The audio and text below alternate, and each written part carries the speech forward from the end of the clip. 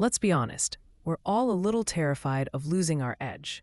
There's this massive cultural myth that our brains are like smartphones, top tier for the first couple of years. But by age 30, the battery starts draining and the processor slows down. But what if I told you that for most of us, our mental peak hasn't even happened yet?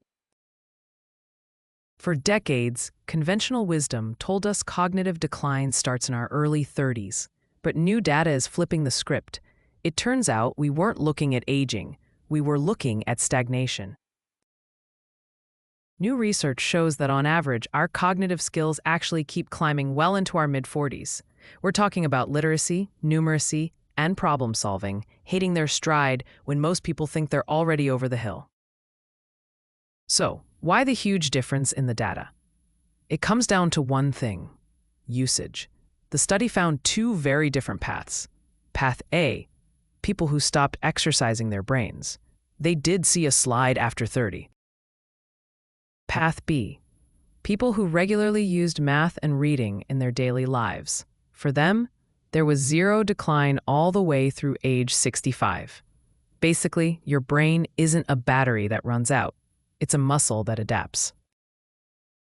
The best part? You don't need a PhD to stay sharp. The data showed that even boring stuff, calculating a budget, diving into a long email thread, or reading a complex book, acts like a shield for your gray matter.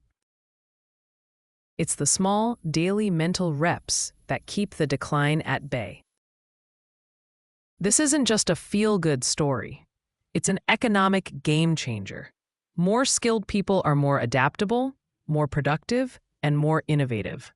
When we stop believing the 30-year-old peak myth, we realize that a lifelong learner isn't just a hobbyist. They're an economic powerhouse. The takeaway is simple. Age is just a number, but disuse is a choice. If you want to keep your edge, you have to use it. So, what are you learning today? Let me know in the comments.